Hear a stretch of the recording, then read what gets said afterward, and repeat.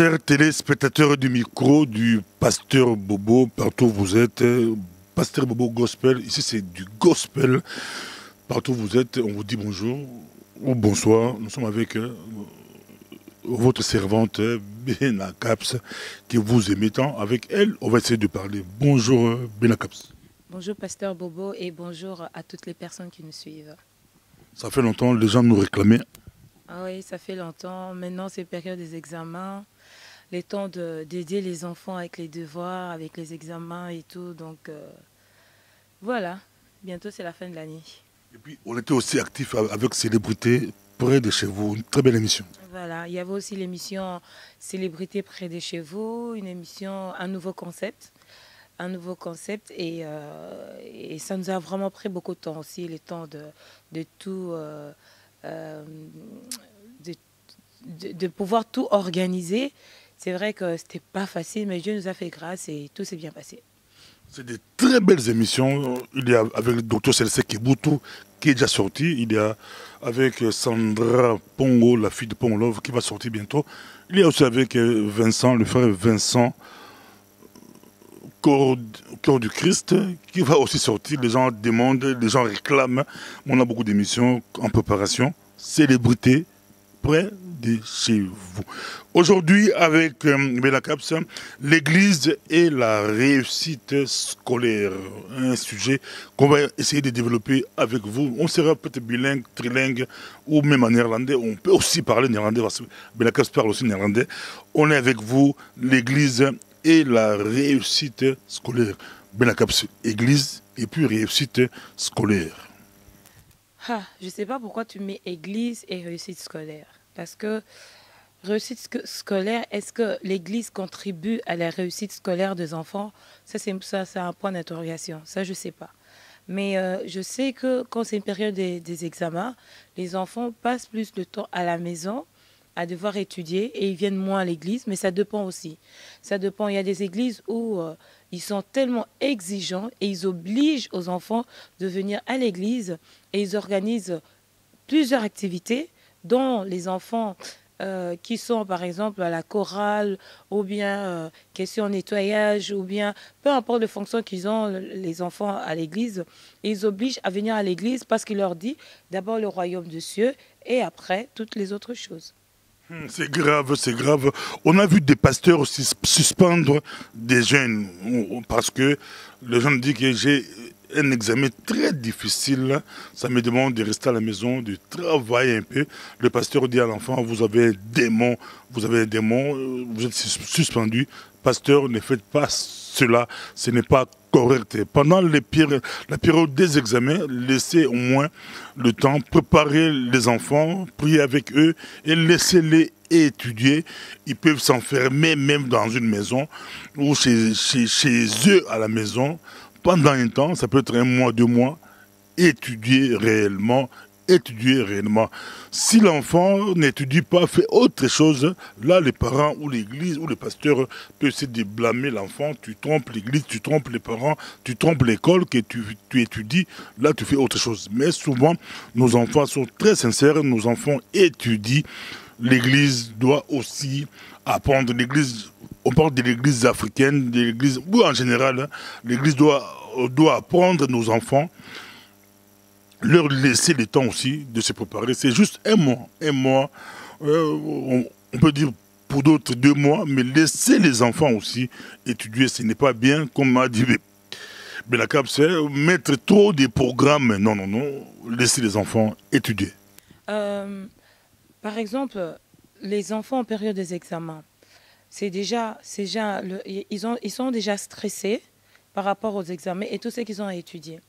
Mais moi, en fait, c'est quelque chose que je me pose souvent comme question. Je me dis, pourquoi est-ce que l'Église ne pourrait-elle pas aussi aider nos enfants pendant la période des examens? Par exemple, je pense que dans nos églises, nous avons des frères, des sœurs qui ont étudié, qui ont fait l'université, qui sont assez intelligents, pour pouvoir aider nos enfants qui sont en difficulté pendant la période des examens. Mettre à disposition, par exemple, les locaux pour permettre aux enfants d'étudier. Parce qu'il y a de ceux qui doivent de fois aller à la bibliothèque pour aller étudier. La bibliothèque est peut-être loin de la maison. Par contre, l'église, c'est plus proche de la maison. Donc, pourquoi l'Église ne pourrait-elle pas vraiment organiser un moyen vraiment pour aider nos enfants à pouvoir réussir pour leur examen? Mettre un peu de côté toutes les activités. Les activités, on en a toujours. On a tout le temps de faire les activités. Mais pendant les périodes des examens, diminuer les activités, permettre aux enfants d'étudier et aider aussi les enfants à réussir. Parce que c'est un plaisir. C'est un plaisir quand l'enfant arrive et qu'il dit que j'ai un témoignage et que l'enfant puisse dire que non, ben, écoutez, Dieu m'a fait grâce pendant mes examens, disons pendant l'année, j'avais du mal par exemple à combler quelques échecs que j'avais, mais Dieu a fait grâce, maintenant j'ai réussi cette année, je passe à l'autre année. C'est une fierté, le témoignage plaît au pasteur, mais qu'est-ce que le pasteur a fait? Qu'est-ce que l'Église a fait? Qu'est-ce que l'Église a contribué pour la réussite de cet enfant? L'Église, c'est vrai, elle vient contribuer spirituellement, mais l'Église doit aussi contribuer en ce qui concerne l'éducation aussi. L'Église doit contribuer à ce qui concerne l'éducation, c'est très important. Donc, nous rappelons encore aux pasteurs, aux églises, aux dirigeants d'églises, accompagner les enfants, accompagner les parents, laisser les enfants étudier. Et puis, on voit rarement dans ce pays des églises où il y a un jour où il y a école des devoirs. École des devoirs. Il n'y a même pas d'école des devoirs. Vous, c'est toujours spirituel. Là, Dieu va agir, là, vous allez réussir. Vous serez la tête et non la queue.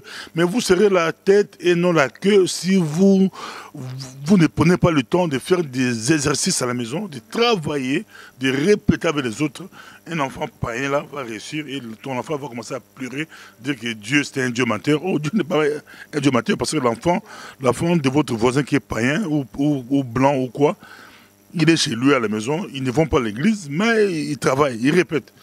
Toi maintenant, pasteur, tu dis à l'enfant, mon Dieu, c'est comme si c'est l'histoire des bics rouges, tu vois, bic magique à l'examen. Des gens croyaient à Kin, j'ai un bic magique pour répondre, c'est faux, c'est archi faux.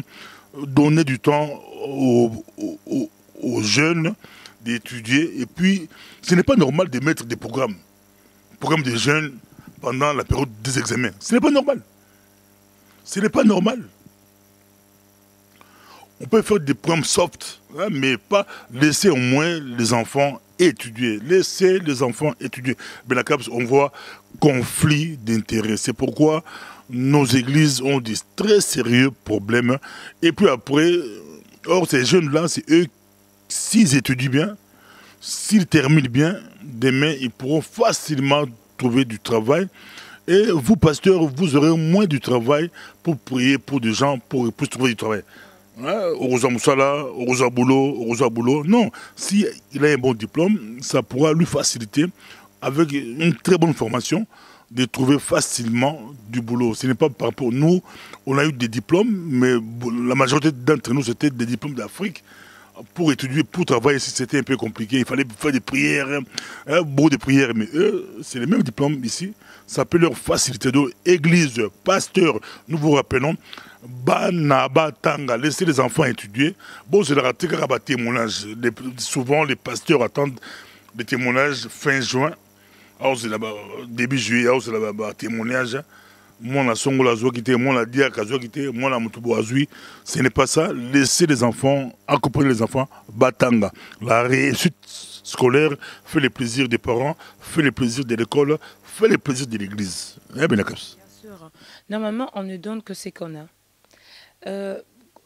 Quand on est en train de parler des églises, si on regarde bien, soyons honnêtes, nous allons nous rendre compte que la majorité de responsables, une majorité, hein, je ne dis pas tout le monde, je dis une majorité, une partie de responsables des églises, ce sont des personnes qui ne sont même pas diplômées, qui n'ont pas fait d'études, que Dieu a fait grâce, qu'ils sont aujourd'hui responsables dans les églises. Donc, ils n'ont pas cette notion-là. Notion à se dire que nous devrions, si moi je ratais, je dois devoir aider à ma communauté, aider à nos enfants, aider les fidèles, aider les autres à pouvoir réussir. Alors, l'erreur qu'ils font souvent, c'est quoi? C'est de dire que si moi, je réussis, je me suis en sorti ainsi, lui aussi pourra s'en sortir ainsi. Non. À chacun son étoile et son appel. Parce que nos enfants, quand ils viennent à l'église, Chaque enfant son étoile, chaque enfant son appel. Et l'appel de l'enfant qui est à l'église, l'étoile de l'enfant qui est à l'église ne peut pas briller de même niveau que toi. Donc il y a de ceux aussi qui devront briller plus que le tien. Donc ça veut dire que nous devrons apprendre à investir dans la vie de nos enfants. Vous savez, Samuel, on a été le déposer au temple. C'est une confiance que Anne a eue pour aller déposer son enfant au temple. Aujourd'hui, est-ce que les parents peuvent-ils encore avoir confiance d'aller déposer leur enfant au temple? Parce que ce qui se passe au temple, c'est vraiment décevant. Mais permettons ou bien que les pasteurs puissent pouvoir réfléchir et se dire que, écoute, moi, si j'ai raté les études ou je n'ai pas fini mes études, accordons quand même la chance, l'opportunité à nos enfants de pouvoir aller très loin, de pouvoir réussir. Qu'est-ce qu'on doit faire? Dans vos activités que vous êtes en train d'organiser à l'église, vous pouvez aussi trouver un jour pouvoir aider les enfants, parce que c'est une fierté. Aujourd'hui, ce qui fait la force d'un pays, d'une communauté, de culture, c'est l'intellect, c'est la connaissance qu'on a de nos origines, d'où on vient, c'est les bagages qu'on a. Et si on donne cette opportunité à nos enfants, c'est une fierté. Mais on ne peut pas à chaque fois se baser et rester seulement dans ce mode-là, prière, prière, prière, prière. Non, c'est vrai qu'il faut prier et à un moment, il faut étudier. Tout le monde n'est pas appelé à servir dans le temple. Personne. Personne n'est appelé. Non, je ne vais pas dire personne. Oui, il y a de ceux qui ne sont pas appelés à servir dans le temple. Il y a de ceux qui sont appelés à aller à l'école, étudier, réussir, être intelligent, pouvoir aider les autres, pouvoir aider le pays à pouvoir avancer. Parce que si aujourd'hui, il y a des réunions de politique et tout qu'on sort, ces gens, ils ne vont pas aller avec la Bible, avec Jésus a dit non. Ils doivent aller avec un bagage, ils doivent aller avec une connaissance. Donc, essayons un peu de réfléchir. On est pasteur dans les églises, essayons aussi à pouvoir apporter l'intelligence, à pouvoir apporter un bagage, la connaissance, et ne pas seulement se limiter qu'à lire la Bible, au parler en langue, à la prière. Non, tu peux faire 3 heures, 5 heures, 6 heures de prière, mais si tu ne prends pas le temps d'étudier, ce n'est pas le Saint-Esprit qui va descendre pour te donner de l'intelligence ou donner la réponse face au problème. Non. Le Saint-Esprit t'aide qu'au niveau intellect que tu as. Parce que si on te pose une question d'une chose que tu n'es pas au courant, tu ne pourras pas répondre. Le Saint-Esprit ne viendra pas te souffler. On te donne par exemple les fractions. Si tu n'as jamais étudié les fractions, ce n'est pas le Saint-Esprit qui viendra te souffler à dire les fractions, ça se fait comme ça. Non. Tu dois apprendre et le Saint-Esprit t'aidera, te donnera la sagesse pour mieux encore comprendre les fractions et pour mieux encore expliquer peut-être les fractions. C'est en fait ça une façon de pouvoir interpeller un peu les hommes de Dieu par rapport aux études de nos enfants. Même pour travailler dans l'église, l'église ce n'est pas une poubelle, l'église ce n'est pas pour des gens qui ont raté, c'est faux, Dieu fait grâce à qui il veut, mais si l'enfant a une très bonne formation, il peut un jour devenir bon pasteur, il peut un jour devenir un bon leader, s'il est bien formé. Comment vous, qui n'avez pas étudié, vous pouvez facilement prêcher les gens qui ont étudié? Ça sera aussi un peu difficile. Si Dieu vous envoie à l'université, je me rappelle au Congo, il y avait un gars, un jeune frère, aujourd'hui, heureusement, il a terminé ses études. C'était un grand avocat et un grand pasteur. À l'époque, ils allaient dans des milieux des intellos, mais lui venait et il parlait la langue. Tu vois, les gens rigolaient de lui, mais si vous avez une très bonne formation, vous pouvez facilement discuter avec tout le monde. Donc, l'éducation, l'école, c'est bon. Si vous avez la chance, la grâce d'étudier, allez à l'école, étudier, Dieu va vous élever là-bas. Si pour vous, il n'y avait personne pour payer vos études orphelins, il n'y avait rien, Dieu va vous faire grâce. Dieu fait grâce comme à qui il veut, c'est un Dieu souverain. Mais nous dénonçons, nous sommes contre tous ces pasteurs-là, qui interdisent même, il y a d'autres qui interdisent même aux jeunes d'aller étudier. Ils disent que, est-ce qu'au ciel, là, au ciel, qu'est-ce que vous allez faire avec vos diplômes? Est-ce qu'au ciel... Oui, ma soeur. Oui, donc, de ce que tu es en train de dire, qu'ils interdisent les enfants d'aller étudier parce qu'ils disent qu'au ciel, est-ce qu'il y aura comment, est-ce qu'on en aura besoin? Mais j'ai juste une question à poser. Le département finance, quand on met dans l'église, est-ce que dans la Bible, on a écrit pour mériter le royaume de cieux, on a besoin de finances, on n'en a pas besoin? Donc ça veut dire que l'homme choisit selon son intérêt. Le finance, vous, pasteurs qui suivez, qui lisez la Bible, les théologiens, tout ce que vous voulez, dites-moi où est-ce que c'est écrit pour mériter le royaume des cieux qu'on a besoin de finances. Donc ça veut dire que je peux être chrétien, aller à l'église prier, sans toutefois ne pas payer ma dîme et tout. Ce n'est pas pour autant que je ne vais pas mériter le royaume des cieux. Dans le royaume des cieux, c'est une conduite que j'ai sur la terre. Mais en ce qui concerne les finances, ça c'est quelque chose qu'ils sont en train de marteler. Il faut donner, il faut donner, il faut donner, il faut donner, il faut donner. C'est bien, mais mettons l'équilibre. Essayons de trouver l'équilibre par rapport à l'éducation et l'avancement de peuple. Vous êtes des autorités dans une église, mais essayez aussi de conduire le peuple de Dieu comme il se doit. Donc, ça veut dire que prenez le temps de vous asseoir et de réfléchir. Ne regardez pas que vos propres intérêts. Regardez aussi les intérêts des enfants, des intérêts des personnes que vous êtes en train de conduire à l'église aussi. Parce que ces enfants, quand ils viennent, des fois chez eux à la maison, ça ne va pas. Des fois, chez eux à la maison, ils ne savent même pas comment étudier. Des fois, les parents n'ont même pas les notions des études, qui ne savent même pas comment accompagner leurs enfants dans les études. Mais quand même l'église, puis jouer ne fait que ce rôle-là, pour pouvoir aider les enfants. Maintenant, en tant que pasteur, tu te dis que tu n'as pas les capacités de pouvoir aider les enfants, ce n'est pas grave. Mais va chercher, va trouver. On a dit l'information, on va chercher l'information. Va chercher l'information, va trouver l'information de te dire comment est-ce que tu dois faire pour pouvoir aider les jeunes. C'est pas un péché de pouvoir aller trouver l'information. Tu peux trouver des personnes extérieures qui sont peut-être pas, qui ne viennent pas dans ton église, mais qui ont étudié, qui ont une connaissance pour pouvoir aider les enfants. Tu fais une école de devoirs, au moins une fois par semaine, que la personne vient, que tu puisses être aussi présent, parce qu'on ne sait jamais, puisse être aussi présent, et voir la façon dont la personne est en train d'aider les enfants. C'est une fierté de voir nos enfants évoluer aussi, aller de l'avant. C'est très grave, c'est vraiment très très grave. Hein. Un pasteur qui interdit aux jeunes de rater l'église pour l'école. Ils disent que vous risquez de rater le ciel parce qu'au ciel, on n'a pas d'école. Au ciel, il dit même dans le tombeau, là, on ne met jamais de diplôme dans le tombeau. On dit toujours, c'est une biographie, il était professeur, il était docteur, mais les diplômes... C'est extraordinaire, donc c'est des faux pasteurs, c'est vraiment des faux pasteurs. Moi, je dis toujours, telle église, il faut même refuser d'y aller, enlever vos familles là-bas. Black Caps est toujours souple, elle propose, vous pouvez aller, mais moi je dis arrêtez, ce n'est pas sérieux, ce n'est pas normal. Hein. Conflit d'intérêt entre l'église, la famille et l'école. Essayez un peu d'expliquer conflit d'intérêt, Black Caps. Chacun tire la couverture de son côté, donc tout le monde veut tirer de son côté. Le pasteur, il veut tirer de son côté parce qu'il se dit, ma chorale doit être complète, mes fidèles doivent être là. Tout le monde tire de son côté. Les parents qui sont aussi, bon, les parents, il y a certains parents aussi, qui tirent aussi de l'autre côté pour faire comprendre à l'enfant, non, tu dois rester à la maison, tu peux un peu oublier toutes tes activités. Concentre-toi ne fût-ce que pour un mois, le temps de finir tes examens et après tu peux retourner à tes activités.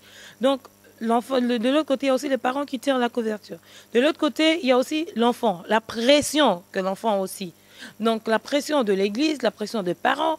Donc, des fois, l'enfant ne sait même pas qu'est-ce qu'il devrait faire. Il y a même des enfants qui étudient avec beaucoup de culpabilité. Ils sont occupés à étudier, à réviser, mais ils ont cette culpabilité-là parce que le pasteur lui a dit, si tu ne viens pas à l'église, tu vas rater ton examen. Là, je viens parler à un jeune pour le dire. Si tu as une détermination de pouvoir réussir ton année, de pouvoir avancer dans la vie, tu dois prendre des décisions. Ta vie ne dépend pas de ce que l'homme de Dieu dit sur toi. Ta vie dépend de ce que toi, tu penses de toi. Et une fois que tu as une pensée positive pour ta vie et que tu es sûr, tu es déterminé, tu es motivé à réussir, tu vas réussir. Que ces paroles de condamnation ne viennent pas prendre place dans ton cœur, ne viennent pas prendre place dans tes pensées pour te distraire dans ce que tu es en train de faire. Non. Étudie, réussis ta vie. Demain, tu seras une grande personne. Demain, tu vas atteindre tes objectifs. Donc, n'étudie pas avec culpabilité. Le pasteur qui t'appelle, qui t'harcèle au téléphone, il faut venir à l'église, tu dois être là. Parce que si tu n'es pas là, Dieu va te punir. Parce que si tu ne viens pas, comment l'œuvre de Dieu va avancer? C'est d'abord le royaume des cieux. Le royaume des cieux, ce n'est pas l'église. Hein. Ce n'est pas d'abord l'église. Hein. Nous sommes le temple du Saint-Esprit. D'abord, le premier temple à pouvoir valoriser, à pouvoir respecter, c'est notre propre temple. Donc, toi, en tant qu'être humain, en tant que temple de l'Éternel, tu dois savoir quelle est la volonté de Dieu pour toi. Et une fois que tu sais la volonté de Dieu pour toi, tu marches en fonction de la volonté de Dieu pour toi. Pas en fonction de ce que les hommes disent. Des fois, c'est la chair. Le pasteur va te mettre la pression, va te mettre la pression, va te mettre la pression. Et après, tu vas à l'école, tu rates ton année. Non, non. Relève-toi, relève ta tête et dis-toi que tu vas réussir. Même si le pasteur te dit que tu ne vas pas réussir, dis-toi que tu vas réussir et fais tout pour réussir.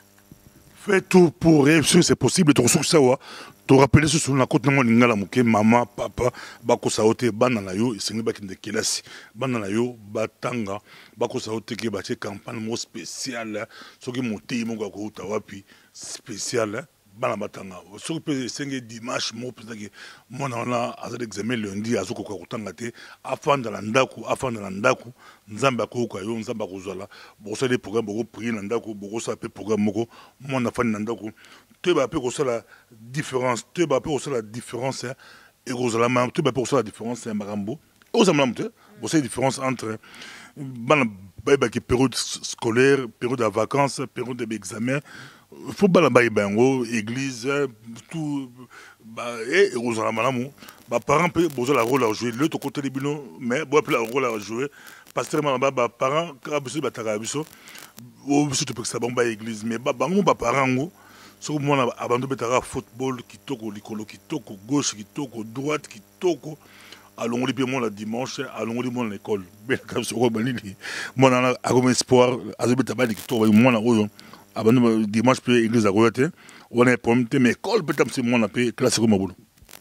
Siko pasteur Bobo, est-ce que bano ya biso bazo ken église qui sont là matin midi soir du lundi au vendredi à venir na bango za garantie?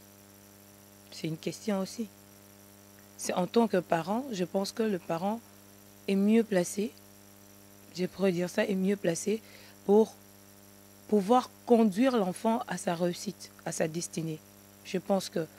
Et c'est... Je vois ça souvent que quand les parents ont remarqué que moi, on a dedans, côté football, côté sport, bah, écoute, il faut investir dedans pour que l'enfant puisse réussir. Donc, on a réussi, il faut taper dîme dans l'église. Donc, ça veut dire que chacun a un potentiel. Nous sommes appelés en église tout le temps. Non, on n'est pas tous appelés à être à l'église tout le temps. Prière, il y a maman qui bat la moine, moi, on a excellé dans le domaine. Oh, monsieur, c'est ça que non, il y a peut-être chantre, à exceller dans le domaine. Mais ne mettons pas la pression sur les enfants à dire que tu es obligé de venir à l'église ou bien parce que tu viens à l'église du lundi au vendredi. Ça veut dire que c'est une garantie que tu vas réussir dans ta vie. Non. La garantie pour réussir dans la vie, c'est quand tu as compris le don, le potentiel que tu as et tu travailles pour. Et tu mets ta foi en Dieu. Merci beaucoup, Tomila Souka. Moi, mon frère aîné, ça a été un grand footballeur avec l'équipe nationale, avec le Léopard, avec l'équipe nationale du Congo. Un grand footballeur, mais avec la classe, et mon classe, et puis non, pas seulement Tomila Souka. Classe est perturbée, le football est perturbé, la classe naïve. Je me rappelle, conseil, parents, mon père et ma mère, bazaro rappelé que Bandaï, Bakabongo, pas Bakabongo, c'est récent.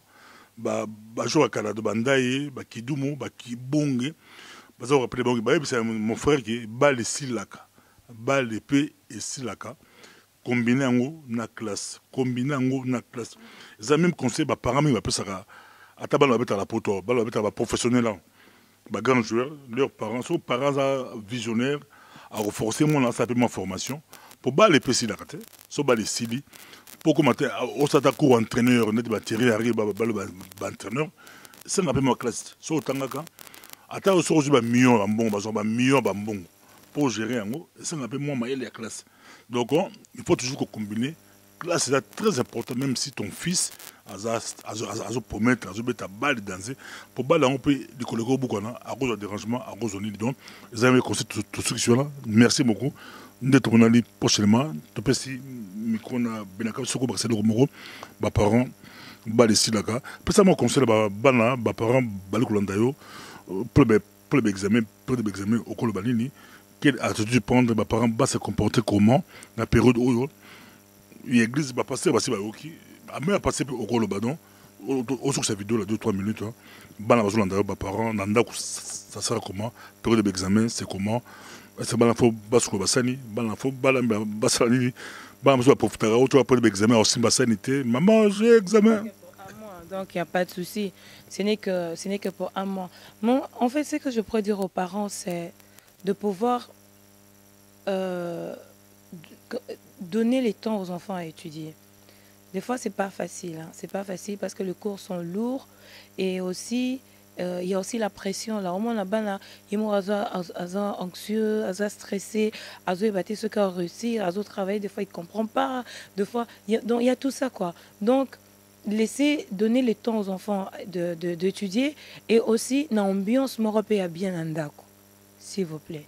Pour les parents, et comme à période où maman na papa baso na mabe, maman gagne la bana mabe, papa gagne la bana mabe, alba yo penza zoba, oko zoate, non. Apprenez à bien parler, apprenez à encourager les enfants. Mais s'il fait un interro et qu'il se dit, un examen qui se dit, maman, j'ai l'impression que mon examen n'a pas été et tout, encourage-le. Même si ça n'a pas été, dis-lui demain, ça ira. Il faut apprendre à les encourager, à leur dire que la vie, elle est faite de ça. Il y a des moments où tu vas rater, il y a des moments où tu vas réussir. Mais ce qui est plus important, que tu puisses réussir, atteindre ton but. C'est que je pourrais dire aux parents, vraiment encourager les enfants et aux enfants aussi d'être disciplinés. Vous savez, vous êtes tellement accro à Internet, le téléphone, les réseaux sociaux et tout. Mais n'oubliez pas une chose, que ces personnes qui ont créé toutes ces choses, vous êtes en train de les enrichir. Le temps que tu passes dans les réseaux sociaux, Facebook, WhatsApp et tout consort, tu es en train de l'enrichir. Donc le monsieur, il est assis bien peinard, chez lui à la maison, en train de s'enrichir parce qu'il y a de ceux qui sont en train d'utiliser son produit. Donc dis-toi que s'il a pu réussir, donc moi aussi je dois réussir. Donc pour réussir, il faut le sacrifice.